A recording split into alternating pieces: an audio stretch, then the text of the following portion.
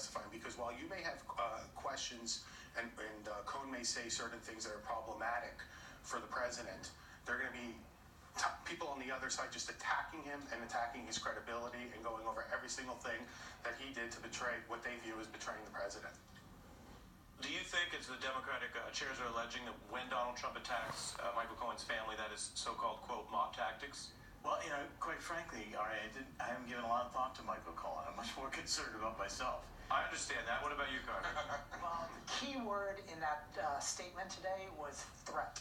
And actually, when I met with a House Intel committee, I told them about many death threats that stemmed directly from the March 2017 meeting between the House Intel, particularly Congressman Schiff, and his discussions with Comey, where they were talking about the dodgy dossier. And so I felt that firsthand. So, to me, threat is. And when you were in the FBI interview, were you ever asked about Michael Cohen? I can't recall specifics, but I definitely told them about the death threats in those interviews. I was asked about Michael Cohen, a couple of different questions.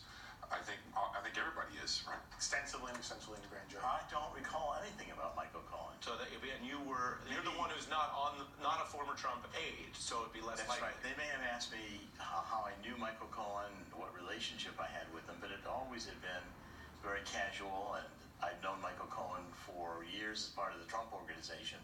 Yeah. But never really any detail or deep depth with Michael Cohen. So, before we move on, yes or no, do you think, in your opinion, that he should step up and speak to Congress before he goes to jail? I really don't have any opinion on it. I think he should. I really couldn't care less. I'd like him to go to jail as soon as possible and stay there a long time. The more openness, the better. I want to start now as we get into the probe with you all on some yes or no questions.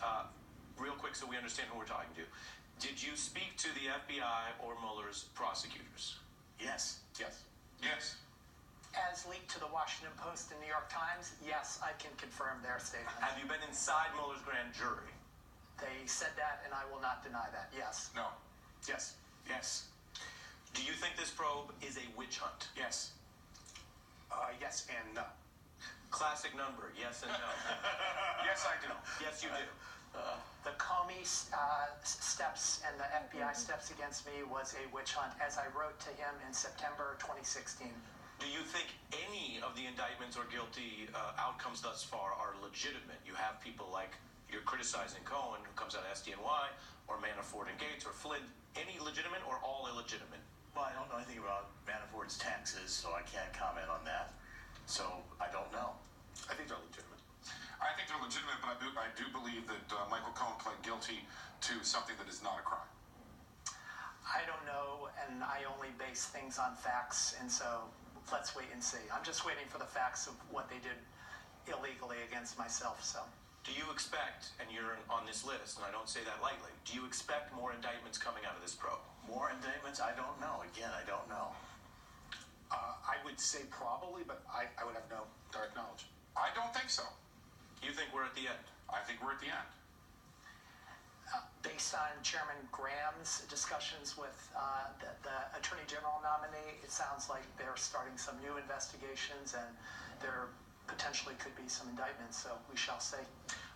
Some of you will talk about this, some of you won't, but so we understand, because you have an experience most people don't, what was it like when the FBI brought you in? What was the tone? What was the professionalism? Starting with you, Dr. Corsi. Well, I wrote a book, Silent No More, and I think that the entire experience was abusive. I went in to cooperate. I proffered all my computers, my cell phones, my email accounts, and I expected this to be a cooperative process. The gotcha games and the memory games started from day one. And you felt they were very adversarial about what you said. And abusive. And abusive. Sam? I thought that the questioning in my voluntary for the first 90 minutes was aggressive, but I understood why they did it.